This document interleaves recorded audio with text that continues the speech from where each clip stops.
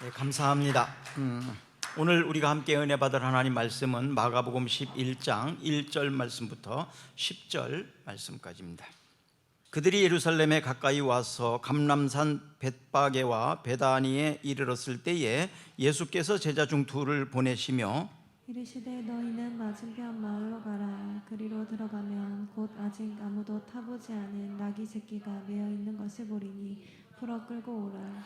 만일 누가 너희에게 왜 이렇게 하느냐 묻거든 주가 쓰시겠다 하라. 그리하면 즉시 이리로 보내리라 하시니 제자들이 가서 본즉 나귀 새끼가 문 앞거리에 매어 있는지라. 그것을 보니 거기서 있는 사람 중 어떤 사람이 이르되 나귀 새끼를 풀어 무엇하려느냐 하매 제자들이 예수께서 이르신 대로 말한대 이에 허락하는지라. 나귀 새끼를 예수께로 끌고 와서 자기들의 겉옷을 그 위에 얹어 놓음에 예수께서 타시니 많은 사람들은 자기들의 겉옷을 또 다른 이들은 들에서 벤 나뭇가지를 길에 펴며 앞에서 가고 뒤에서 따르는 자들이 소리 지르되 호산나 찬송하리로다 주의 이름으로 오시는 이여 찬송하리로다. 오는 우리 조상 다윗의 나라에 가장 높은 곳에서 오산나 하더라. 아멘. 씨앗을 심을 때 또 자녀를 양육하고 기를 때 우리는 기쁨으로 합니다.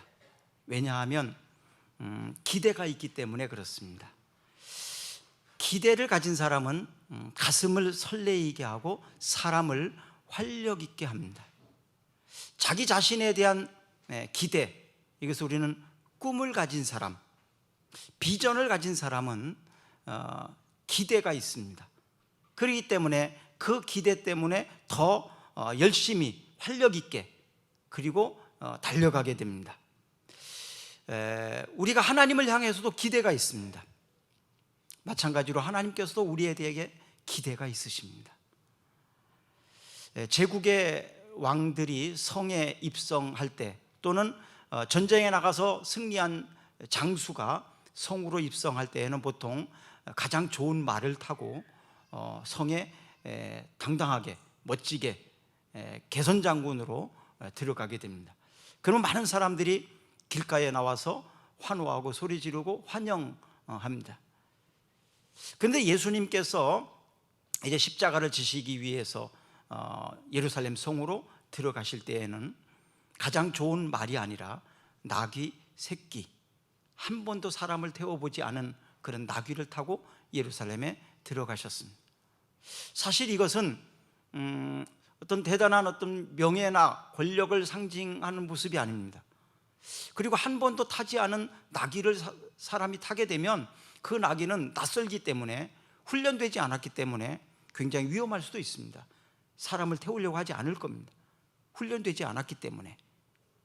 그리고 어떤 사람이든지 자기의 명예와 자기의 권위를 높이기 위해서는 가장 좋은 말을 타고 들어가야 되는데 가장 어리고 또 준비되지 않은, 훈련되지 않은 그런 나귀를 타고 예루살렘에 들어가시는 예수님을 보게 됩니다.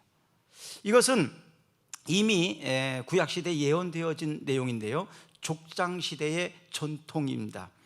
그 전통의 계승에 따라서 유대사회의 어떤 왕으로서 지도자로서의 모습을 상징적으로 보여주는 그런 모습인데, 예수님이 예루살렘에 입성하는 모습은 어떤 힘이 아니고 권력이 아니고 사랑의 모습, 그리고 구원과 영생을 주시기 위해서 가시는 예수님, 또 겸손으로 섬기는 리더십을 가진 예수님, 이런 것들을 이 어린 나귀를 통해서 보여집니다. 특별히 종의 모습을 나귀를 타고 가시는 예수님을 통해서 보여지게 합니다.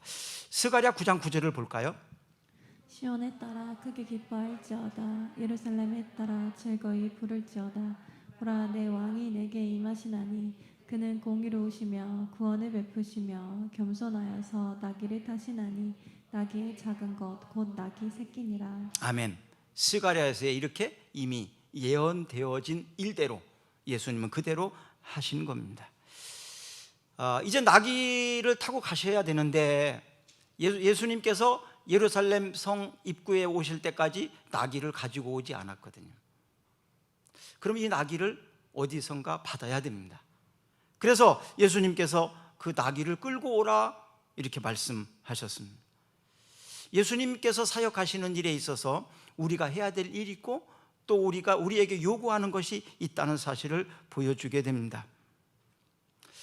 성경은 예수님을 기쁘게 섬겼던 사람들에 대해서 성경에 많이 기록이 되어 있는데, 대표적으로 예수님이 이 땅에 태어나실 때 요셉과 마리아를 물론 쓰셨고요, 또 그 징조를 별을 연구하던 동방의 박사들에게 보이셔서 그들이 전혀 알지 못하는 일이었지만 세상에 대단한 인물이 태어날 거다, 이런 하늘의 징조를 받고 황금과 유향과 몰약을 가지고 예수님을 경배하러 오셨습니다.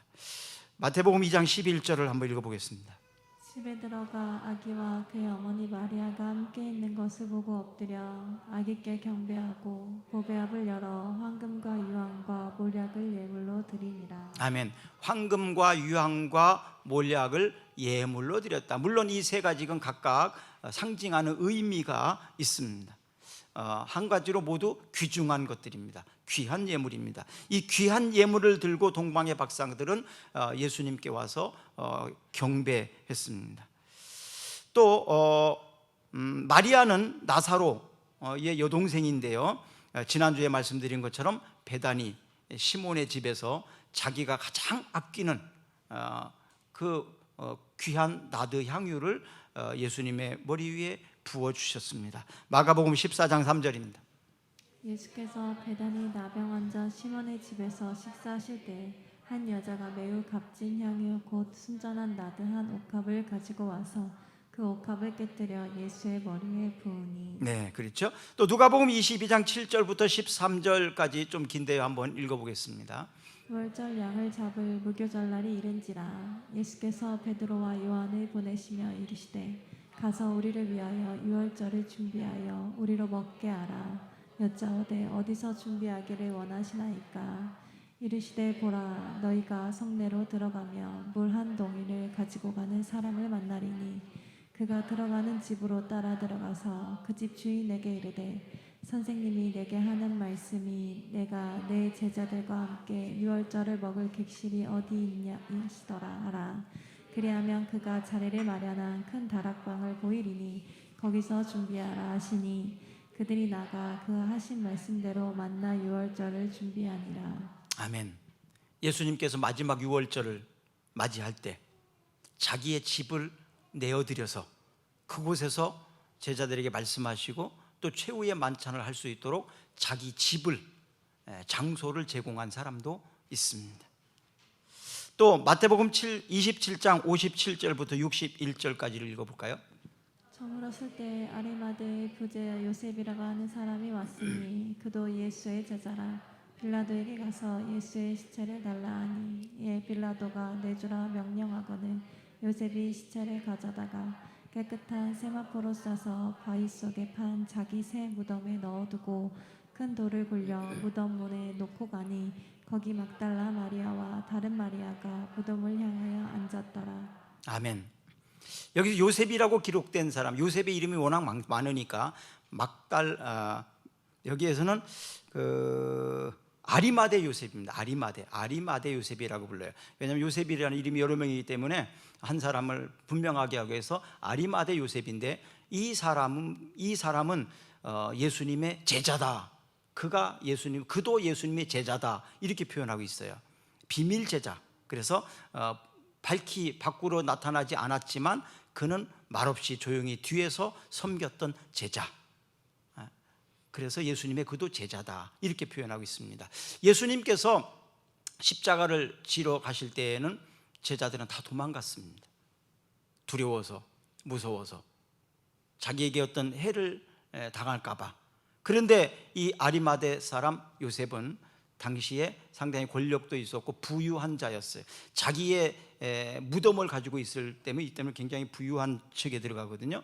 그런데 그는 여러 가지 불이익을 감수하고 예수님의 시선을 달라고 해서 한 번도 사용하지 않은 자기가 쓸 자기 가문이 사용할 무덤에, 새 무덤에 예수님을 안장하는 일, 이렇게 쓰임을 받았습니다. 로마서 8장 32절을 한번 읽어볼까요? 자기 아들을 아끼지 아니하시고 우리 모든 사람을 위하여 내주시니가 어찌 그 아들과 함께 모든 것을 우리에게 주시지 아니하겠느냐. 아멘. 자, 하나님이 우리를 향한 사랑이 자기 아들을 아끼지 아니하시고 모든 사람을 위하여 내어주시니가 어찌 그 아들과 함께 모든 것을 우리에게 주시지 아니하겠느냐. 하나님이 우리를 향한 사랑, 이 사랑을 경험한 사람들이 그러면 어떻게 했는가?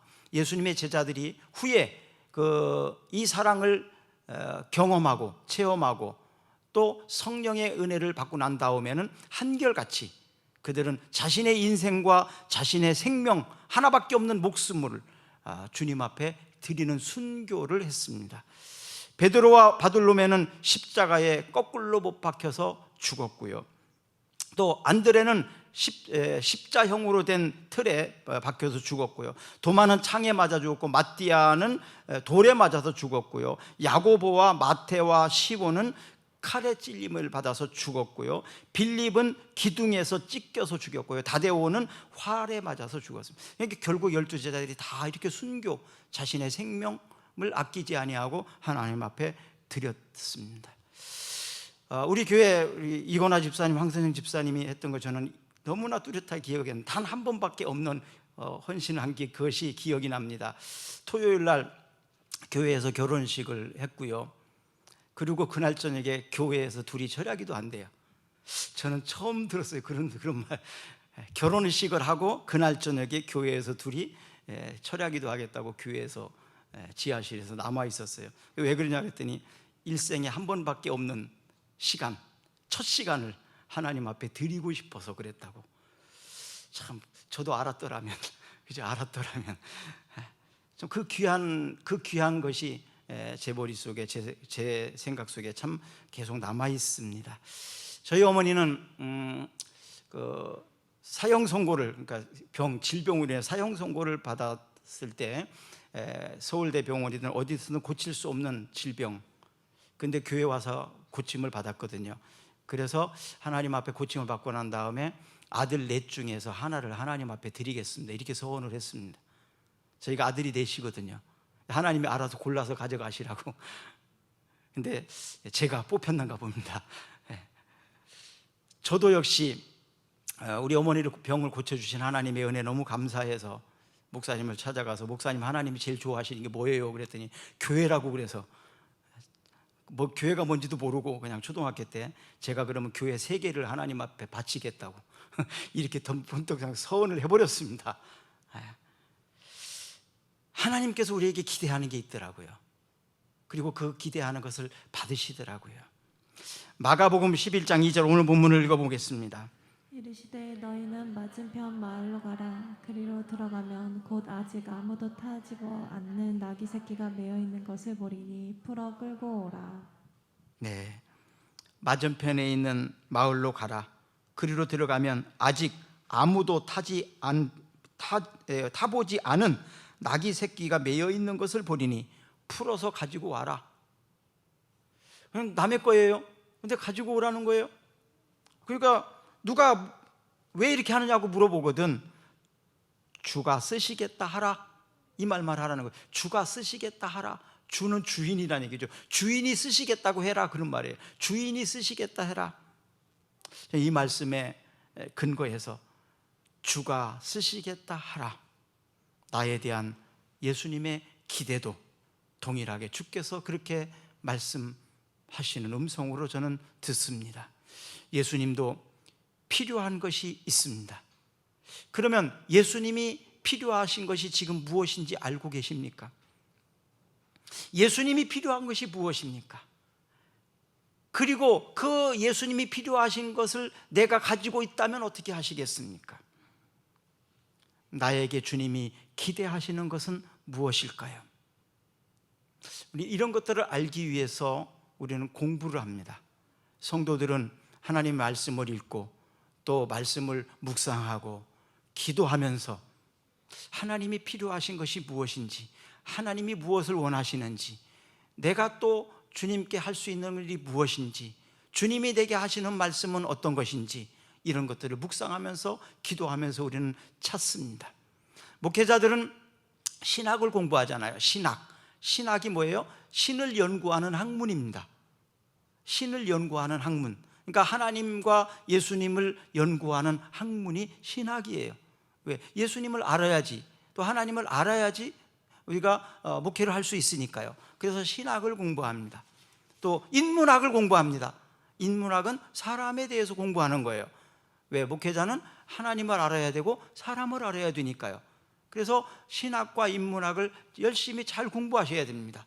그래야 하나님이 기대하시는 좋은 목회자가 될 수 있기 때문에 그렇습니다. 대충 해서는 몰라요. 바르게 잘 공부해야 됩니다. 열심히 연구해야 됩니다. 그래야 아는 만큼 더 잘 섬길 수 있기 때문에 그렇습니다. 자, 요한복음 12장 24절부터 26절까지를 한번 읽어보겠습니다. 내가 진실로 진실로 너희에게 이르노니 한 알의 밀이 땅에 떨어져 죽지 아니하며 한 알 그대로 있고 죽으면 많은 열매를 맺느니라. 자기의 생명을 사랑하는 자는 잃어버릴 것이요 이 세상에서 자기의 생명을 미워하는 자는 영생하도록 보전하리라. 사람이 나를 섬기려면 나를 따르라.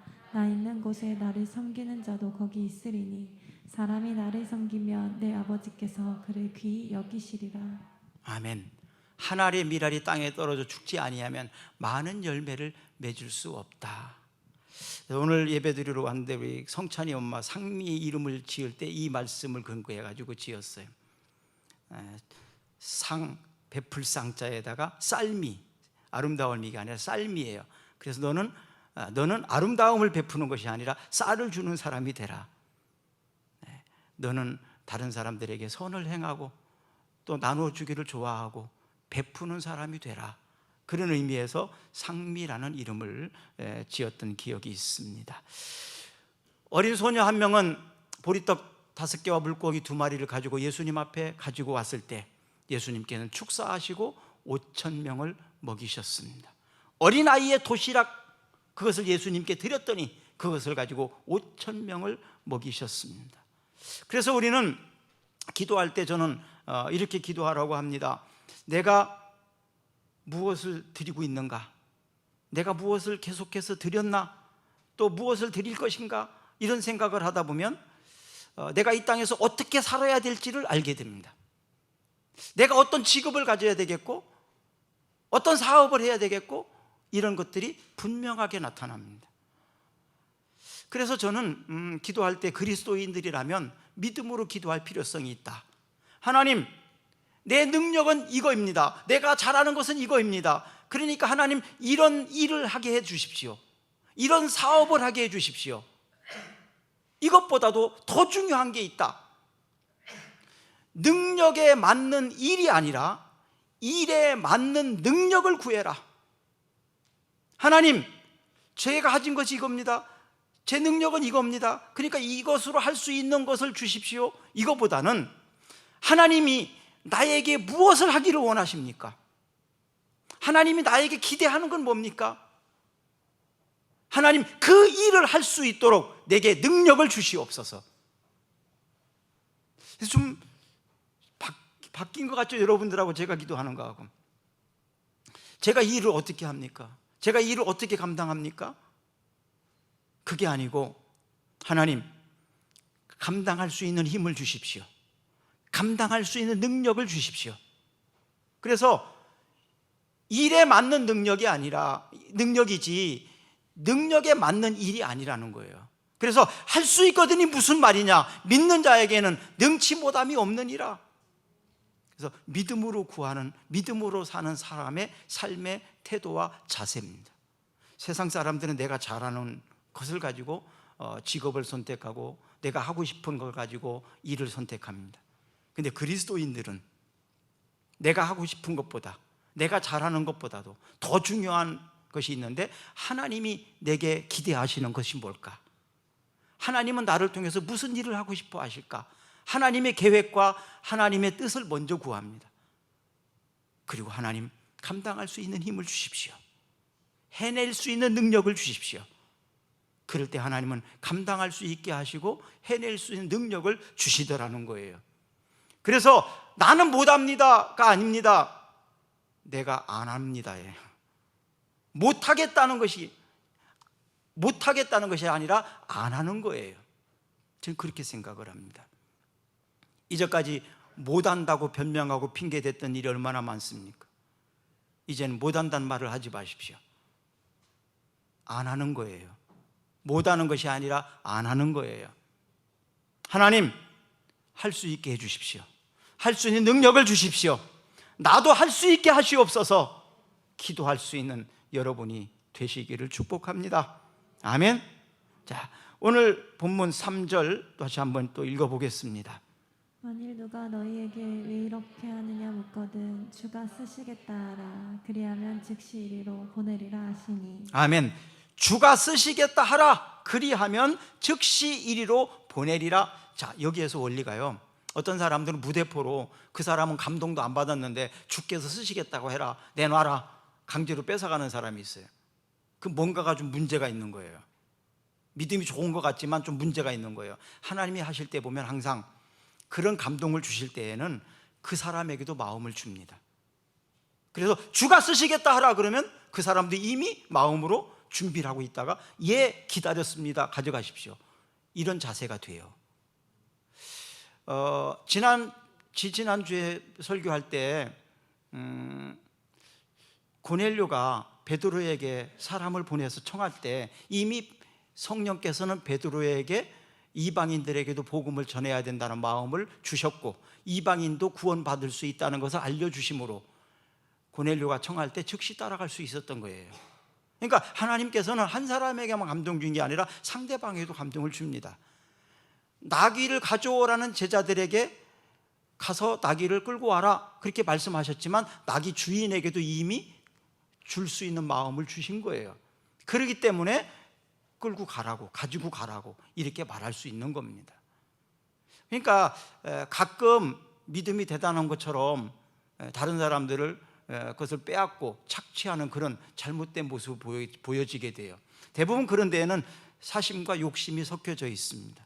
근데 사심과 욕심이 없이 정말 주님 앞에서 기도하고 일할 때에는 양쪽을 다 감동을 주셔서 이렇게 하게 하시더라고요. 자, 예수님은 주인이십니다. 그럼 나는 누굽니까? 관리인입니다. 관리인을 청직이라고 말을 해요. 주께서 쓰시겠다 하라. 주인이 달라는데 관리인이 안 줄 수 없는 거죠. 당연히 줘야 되는 거죠. 주인이니까. 바로 우리 그리스도인들의 자세는 이런 자세예요. 하나님이 주인이시고 나는 청직이, 나는 관리인이에요. 그래서 주께서 원하시면 언제든지 주인을 위해서 내놓는 거죠. 지난 수요일 날 주셨던 말씀이 있어요. 왜 다른 사람들을 비방하고 원망하냐? 그러면서 율법을 제정한 자는 하나님이시고 그 율법에 따라서 토라라고도 하죠. 그 법에 따라서 재판, 심판하시는 분도 하나님이다.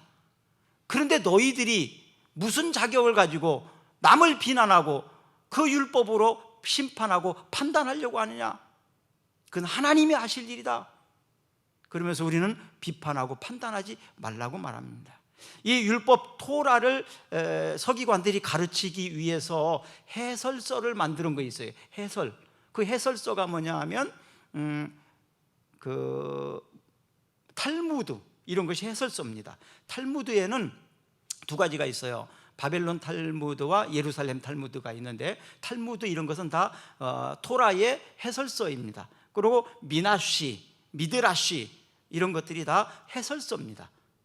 해설서는 원본은 아니에요. 그것을 잘 이해하고 가르치기 위해서 덧붙여 놓은 참고서입니다. 근데 율법, 토라는 하나님이 모세를 통해서 직접 주신 말씀이죠. 그래서 그 주신 말씀, 하나님의 법대로 또 하나님이 심판하실 것을 우리는 알고 우리는 그 말씀에 따라서 사는 거예요. 준행하는 자입니다. 내가 율법의 제정자가 아니고 내가 심판자도 아니라는 사실을 알아야 됩니다. 야고보서 4장 11절 읽어볼까요? 형제들아 서로 비방하지 말라. 형제를 비방하는 자나 형제를 판단하는 자는 곧 율법을 비방하고 율법을 판단하는 것이라. 내가 만일 율법을 판단하면 율법의 준행자가 아니요 재판관이로다. 아멘. 우리는 주권이 주인이 아니라는 사실을 다시 한번 인식하시기를 바랍니다. 우리나라 그 정치인들이나 뭐 우리는 그 삼권 분립이 있잖아요. 입법부, 사법부, 행정부 이렇게 있어요. 근데 이 삼권 분립을 통해서 자기들이 무엇을 해야 되는지 정해져 있어요. 행정부에서는 이런 일을 하고, 입법부에서는 이런 일을 하고, 사법부에서는 이런 일을 해라.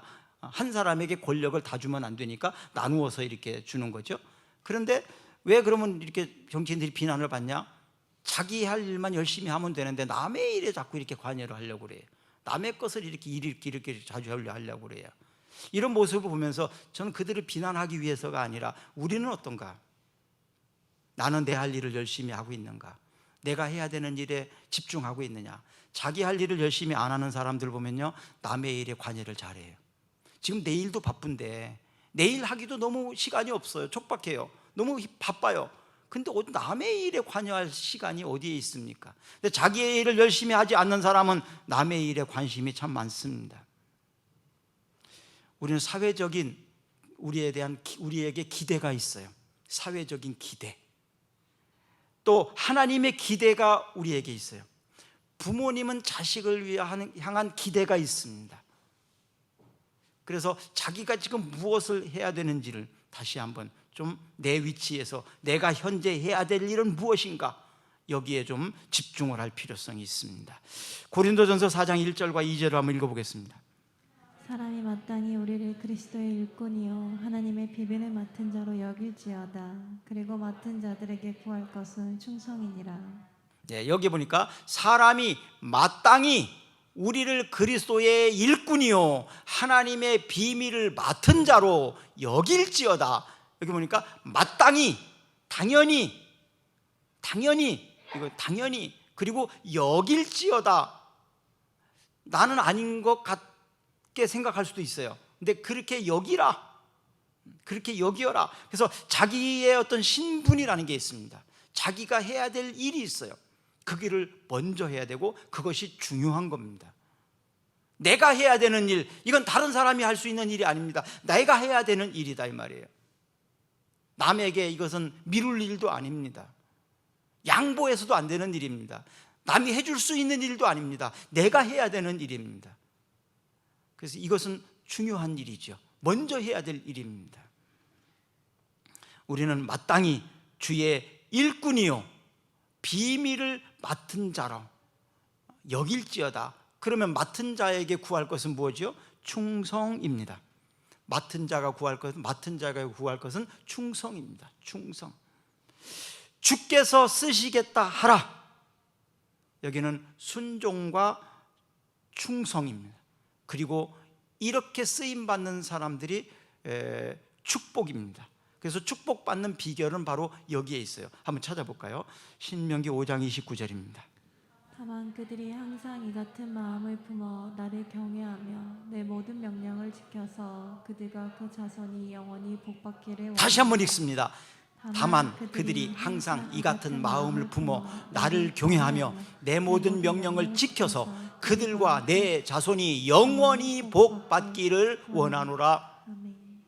내 모든 명령을 지켜서 그들과 그들 자손이 영원히 복받기를 원하노라. 하나님은요, 궁극적으로 무엇 때문에 우리와 우리 자손이 영원토록 복받기를 원하셔서 쓰시는 거예요. 보리떡 5개와 물고기 2마리 가지고 있는 그 도시락을 예수님이 빼앗아 먹으려고 취한 게 아니에요. 그것을 가지고 5,000명을 먹이기 위해서 축사하시고 나눠준 것이다 이 말이에요. 하나님이 우리에게 요구하시는 것은 그것을 빼앗아 가려고 하는 것이 아닙니다.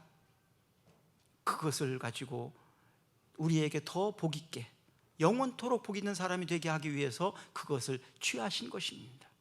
그래서 주님께 드리면 30배, 60배, 100배로 돌아옵니다. 아멘. 그것이 안 믿어지고 잘 모르겠으면 먼저 신앙생활한, 멀리 가서 찾아보지 마시고 우리 교회 중에서 그렇게 살려고 하는 신앙의 본이 되는 사람들을 보세요. 저는 이것이 얼마나 감사한 일인지 몰라요. 믿음으로 살려고, 월칙대로 살려고 하고 제대로 살려고 하는 사람들을 보세요. 그분들이 하나님이 어떻게 사랑하시고 하나님이 그분들을 어떻게 복 주시는지를. 여러분, 하나님은 빼앗아가는 분이 아닙니다. 하나님은 더 주시기 위해서 잠시 받는 거예요. 그래서 심는 대로 거두는 것이고 심은 만큼 거두는 거예요. 이것이 자연의 원리이고 하나님이 우리에게 준 이치입니다. 그래서 한 개를 심으면 30배, 60배, 100배로 거둬드는 거 아닙니까? 이것만 보장된다면 거기에 투자 안 할 사람이 어디에 있겠습니까? 자, 하나님이 우리에게 요구하시는 것은 빼앗아 가기 위함이 아니에요. 오해하지 마십시오. 그런 마음이 들건 하지 마십시오. 하나님은 그건 받지도 않으십니다. 기뻐하실 것이 아닙니다. 그러나 그것이 믿어진다면 믿음대로 하시기를 바랍니다. 하나님은 우리를 쓰시기 원하는 것은, 우리를 쓰신다는 것은 바로 우리를 통해서 그렇게 하시기 위해서예요. 우리가 몸을 드리면 건강을 주십니다. 제 경험으로는 우리가 물질을 드리면 하나님께서 물질에 심는 대로니까 물질을 주십니다. 우리가 가진 재능을 내가 잘할 수 있는 것으로 하나님을 기쁘시게 하면 하나님은 우리의 재능을, 우리의 달란트를 우리에게 더 주십니다. 더 주십니다. 아멘. 더 주시는 하나님이십니다. 이 같은 마음, 이렇게 경외하게 된다면 하나님은 나와 내 후손들에게 영원토록 복을 주신다고 약속하셨습니다. 이 말씀이 거짓이라면, 이 말씀이 참이 아니라면 우리 성경을 못 알아들고 다닙니다. 성경은 거짓말이 책일 것입니다.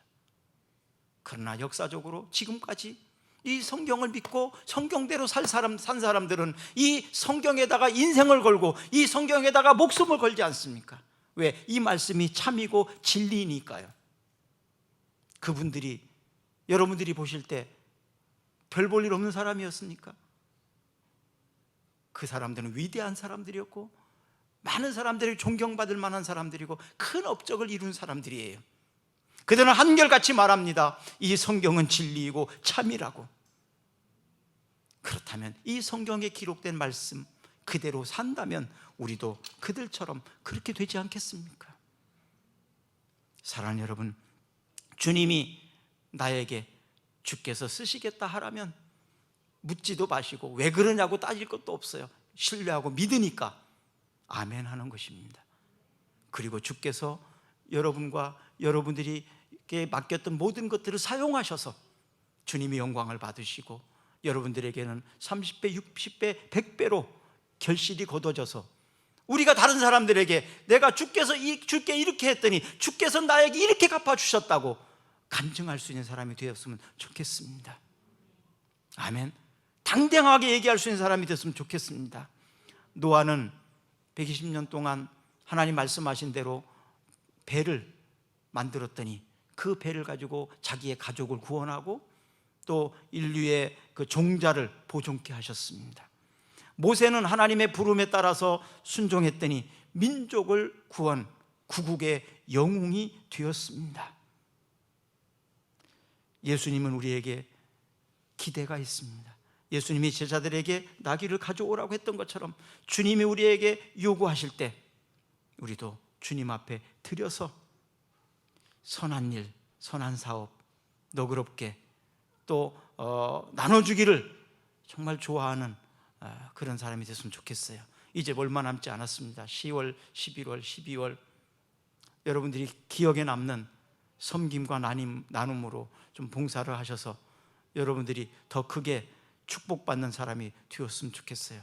우리 교회가 되시기를 주님의 이름으로 축복합니다. 자, 이 시간 조금 많이 한 1분 정도 좀 기도하는 시간을 가졌으면 좋겠어요. 오늘 말씀을 생각하면서 주께서 쓰시겠다 하라. 주님, 무엇이 필요하십니까? 주님이 나에게 기대하시는 것은 무엇입니까? 주님 말씀해 주시옵소서. 주님 거룩하고 귀한 일에, 역사적인 일에 내가 쓰임받기를 원합니다. 나에게 주신 것이, 맡기신 것이 쓰임받기를 원합니다. 주여 사용하시옵소서. 마음껏 사용하시옵소서. 그리고 더 크게 쓰임받기 위해서 준비된 자가 되기를 원합니다. 그리하여 주님의 자녀들을 축복하여 주시옵소서. 결혼을 앞두고 있는 가정이 있습니다. 대학 진학을 앞두고 있는 우리 학생들이 있습니다. 출산을 앞두고 있는 가정도 있습니다. 하나님, 교회 여러 가지 계획하는 일들도 있습니다. 저들이 사업에 계획하는 일들도 있습니다. 이 모든 것들의 주인이 하나님이십니다. 하나님이 영광을 받으시옵소서. 혹시나 잘못돼서 하나님의 영광이 가려지지 않도록 주여 주의 백성들을 붙잡아 사용하여 주시옵소서. 주님이 나의 인생의 주인이십니다. 주여 사용하시옵소서. 예수님 이름으로 기도드리옵나이다. 아멘. 우리 다 같이 일어나셔서 찬양하겠습니다.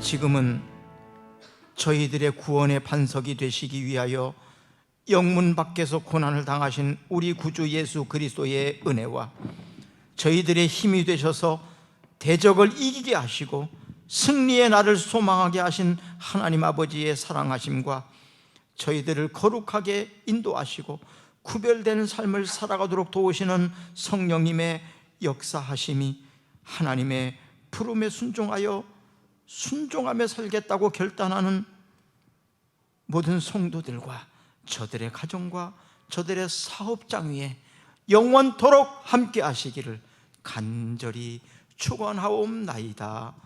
아멘. 하늘에 닿아도 주님밖에 없고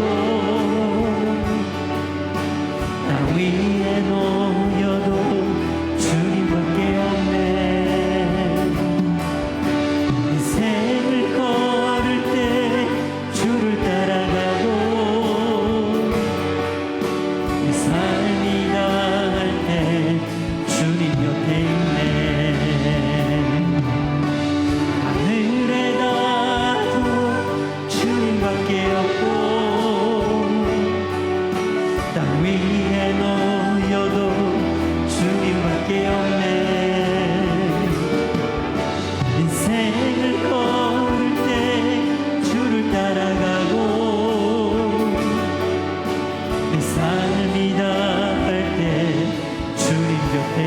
다시 한번 하늘에 닿아도 주님밖에 없고 땅 위에 놓여도 주님밖에 없네. 생을 걸을 때 주를 따라가고 이 삶